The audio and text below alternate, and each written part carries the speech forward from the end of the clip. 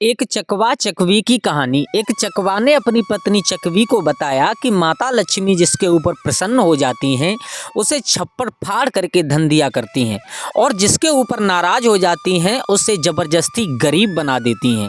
हाँ दोस्तों, ये बिल्कुल सच है। इसीलिए तो इंसानों ने कहा है कि मत सता गरीब को, गरीब अगर रो देगा मालूम पड़ गया उसके मालिक को तो तुझे जड़ समेत खो देगा। दोस्तों, अगर आप किसी गरीब को सता रहे हो तो हो सकता है कि भगवान नाराज होकर के और उस गरीब का बदला आपसे जरूर चुकाएं। इस कहानी में आपको बहुत कुछ सीखने के लिए मिलेगा। अगर आप भी चाहते हैं कि आपसे माँ लक्ष्मी नाराज ना हो, आपके ऊपर हमेशा कृपा दृष्टि बनाए रखें, तो प्लीज़ गजब ज्ञान यूट्यूब चैनल को सब्सक्राइब करें। कमेंट बॉक्स में जय माँ लक्ष्मी प्यार से जरूर लिखिएगा। माँ लक्ष्मी की हमेशा आपके ऊपर कृपा बरसती रहेगी। तो आ जाओ, आपके समय की कीमत पहचानते हुए गौर करते हैं इस एक छोटी सी कहानी के माध्यम से। दोस्तों पूरा जरूर सुनिएगा। दोस्तों, किसी सरोवर के किनारे और एक चकवा चकवी का जोड़ा रहा करता था। वो बड़े प्यार के साथ में अपना जीवन व्यतीत करता था। दोस्तों, इन चकवा और चकवी को एक श्राप लगा हुआ है कि रात्रि के समय ये कभी भी एक नहीं हो सकते। एक दूसरे किनारे पर होगा तो एक दूसरे किनारे पर होगा। लेकिन एक दिन के समय भयंकर बारिश होने लगी है। भयंकर बादल चारों तरफ से घिरने लगे हैं, गर्जनाएं हो रही हैं, मूसलाधार बारिश हो रही है। इसी बीच दोनों पक्षी एक पेड़ की जड़ में छुप करके बैठ जाते हैं, चकवा और चकवी। तो चकवी कहती है, पिया आज का दिन कितना खतरनाक है। आज का ऐसा दिन है कि जिसका कोई जवाब नहीं है। अंधेरा सा छाया हुआ है, रात्रि जैसी महसूस हो रही है।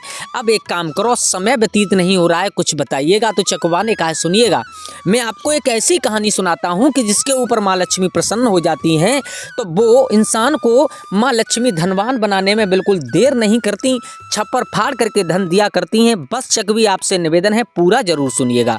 मेरे भैया, उस चकवा ने कहानी सुनाना प्रारंभ की है। चकवी किसी नगर में और एक देवव्रत नाम के ब्राह्मण रहा करते थे। वो देवव्रत नाम के ब्राह्मण बहुत ही बेचारे गरीब थे।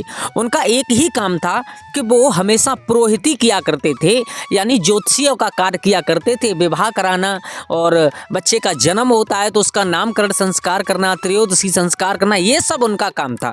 लेकिन जो पुरोहिती का कार्य होता था उससे ही जो कुछ धनमाल दान दक्षिणा मिल जाया था उसी से परिवार का गुजारा किया करते थे। लेकिन जो देवव्रत नाम ब्राह्मण की जो ब्राह्मणी घर में थी, पत्नी थी, वो इस चीज़ से खुश नहीं थी। वो बार बार कहा करती थी, पिया आप जमाने के हिसाब से बहुत पीछे हो।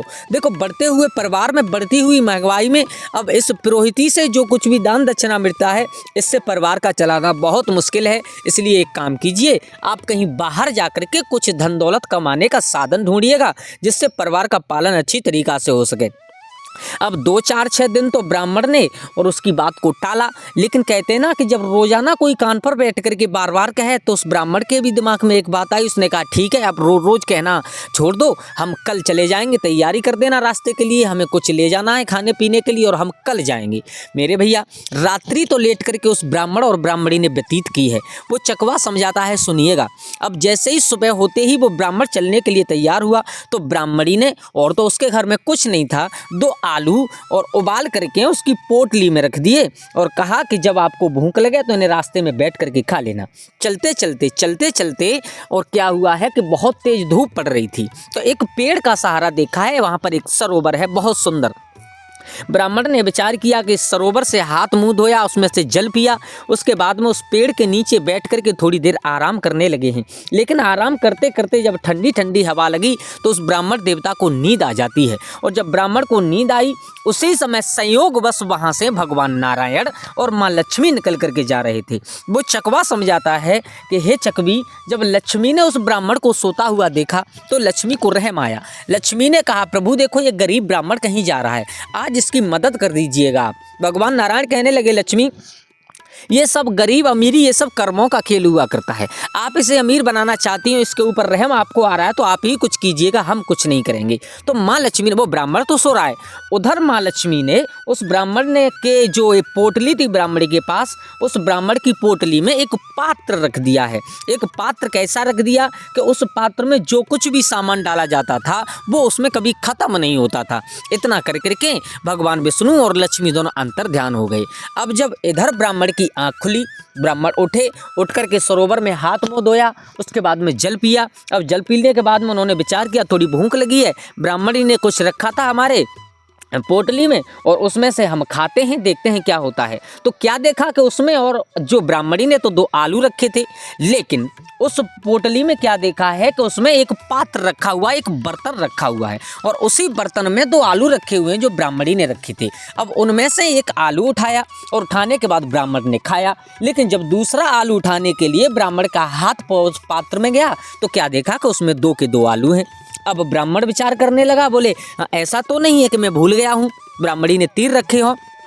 अब ब्राह्मण ने उसमें से एक और आलू उठाया और आलू उठाने के बाद में उस आलू को भी खाया, लेकिन फिर ब्राह्मण ने देखा तो उसमें फिर 2 के 2 हैं। अब तो ब्राह्मण समझ गया कि इसमें कुछ ना कुछ भगवान की कृपा मेरे ऊपर जरूर हुई है।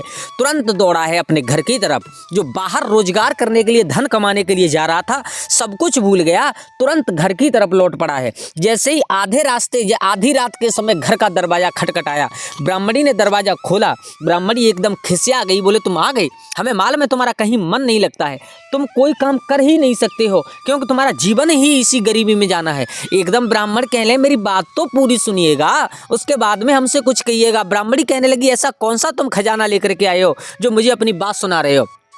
अब ब्राह्मण बोले, एक काम करो, तुम सबसे पहले मेरे लिए जल लेकर के आओ, मुझे प्यास लगी है, उसके बाद में मैं तुम्हें बताऊंगा।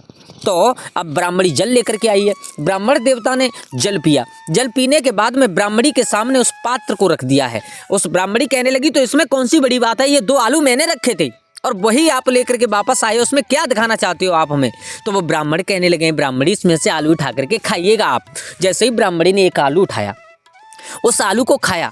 खाने के बाद में जब दोबारा देखा है तो उसमें 2 के 2 आलू थे। ब्राह्मणी भी समझ गई कि इसमें जरूर भगवान की कुछ कृपा है। मेरे भैया, अब क्या था, जैसे ही बर्तन को उल्टा किया, उसके बाद में जो कुछ भी धन था, थोड़ा बहुत वो धन डाला है, उसमें से धन निकालते जाते हैं पात्र में से, लेकिन वो पात्र खाली ही नहीं होता है, वो पात्र उतना ही धन पैदा करता जा रहा है। मेरे भैया 2, 4, 6, 8, 10 दिन व्यतीत हुए कि अब तो ब्राह्मण धनवान हो गए। पूरे नगर में उनकी चर्चा होने लगी है।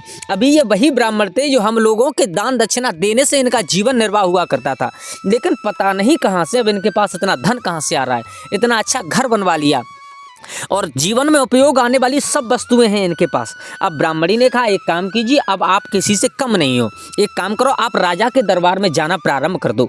चकवा समझाता है, हे चकवी सुनिएगा, कहते हैं ना इंसान कि माया तेरे 3 नाम, परसी, परसा, परशुराम। इंसान के पास में धन होता है ना तो वो अपने पिछले दिन भूल जाता है। अब वो ब्राह्मण राजा के दरबार में जाना प्रारंभ हुआ, लेकिन जब इंसान के पास में धन बढ़ जाता है तो उसके दुश्मन भी कदम कदम पर पैदा होते चले जाते हैं।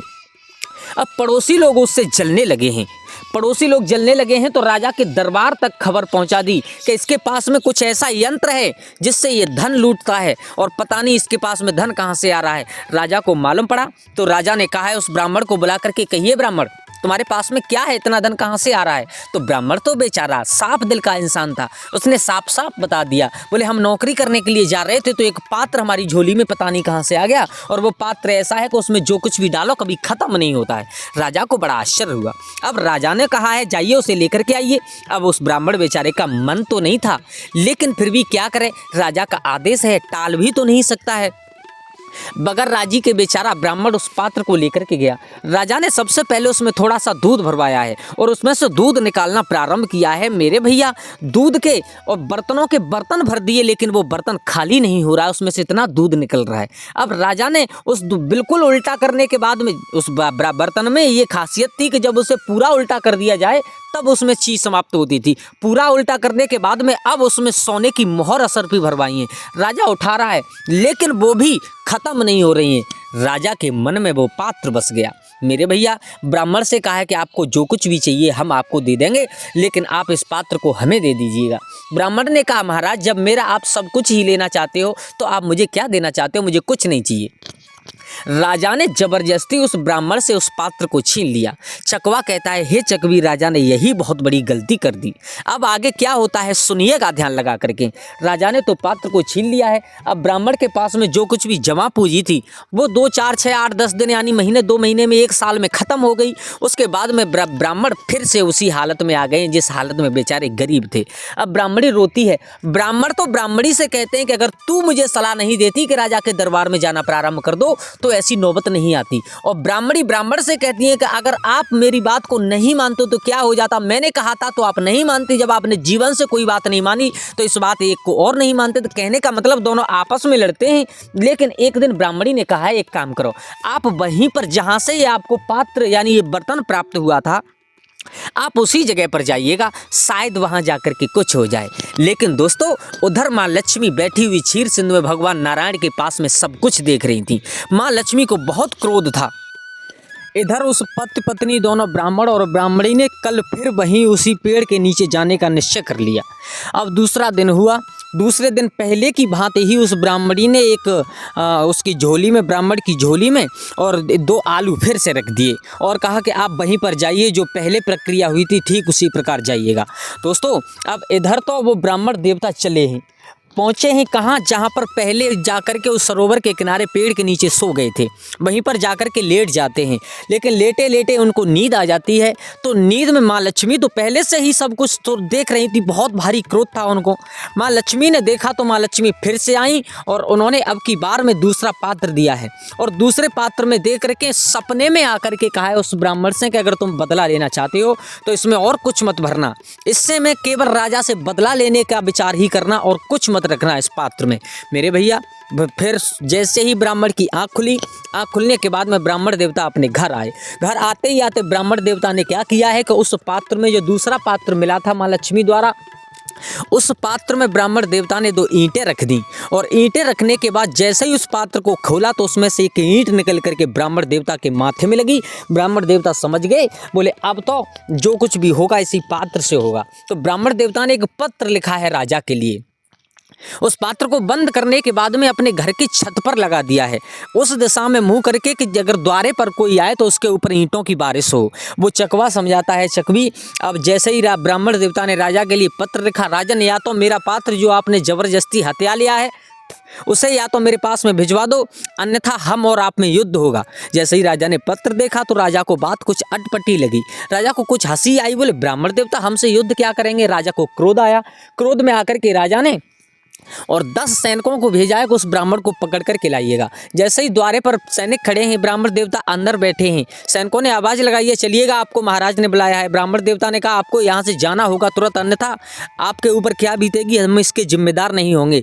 जैसे ही ब्राह्मण देवता ने ये बात कही, सैनिक अपनी जबरदस्ती करने के लिए तैयार हुए। उसी समय ब्राह्मण देवता ने उस पात्र का, उस थैली का मुँह खोल दिया है तो उसमें से ईंटें निकल करके और जैसे ही उन सैनिकों के ऊपर पड़ने लगी हैं, सब लहूलुहान होकर के दौड़े हैं। राजा के पास में जाकर के साला हाल बताया, बोले महाराज उस ब्राह्मण से जीत पाना मुश्किल है। राजा ने क्या किया है कि अब अपने सेनापति को बुला करके संपूर्ण सेना इकट्ठा करके और उस ब्राह्मण को पकड़वाने के लिए भेजी है। लेकिन तब तक ब्राह्मण ने नगर से बाहर एक टीला था, उस टीले पर एक चारपाई बिछा करके उस चारपाई पर उस पात्र को रख लिया है और रखने के बाद ब्राह्मण देवता बैठ गए। जैसे ही सैनिक लोग पास में आते हैं उसमें से ईंटें निकल करके उनके ऊपर बरसती हैं। सब सेना त्राहिमाम त्राहिमाम करने लगी है। राजा ने बैठक बुलाई। बैठक बुलाने के बाद में ये बात पास हुई कि उस ब्राह्मण के जो पात्र आपके पास में है उसे वापस कीजिएगा। ब्राह्मण देवता ने अपना पात्र वापस पाया है। पात्र वापस पाने के बाद में उस नगर का राजा भी बन गया है ब्राह्मण देवता। तो वो चकवा सब समझाता है, हे चकवी, जिसके ऊपर माँ लक्ष्मी स्वयं ना प्रसन्न होती है ना, उसे धन हमेशा छप्पड़ फाड़ करके ही देती हैं। वो ब्राह्मण देवता कुछ ही दिनों में एक भिखारी से, कंगाल से और एक राजा बन गया था। और जिससे माँ लक्ष्मी नाराज होती हैं, उस राजा से माँ लक्ष्मी नाराज हुई तो उसने राजा से और उस राजा को भिखारी बना दिया। तो कभी भी माँ लक्ष्मी से, अपने इष्ट देवता से कभी भी बैर नहीं करना चाहिए। और इष्ट देवता से बैर करने का मतलब होता है कि किसी गरीब को सताना। अगर आप लोग किसी दुखियारे को सताओगे तो भगवान आपको कभी माफ़ नहीं करेंगे। दोस्तों अगर कहानी अच्छी लगी हो तो प्लीज़ कमेंट बॉक्स में जय माँ लक्ष्मी ज़रूर लिखें।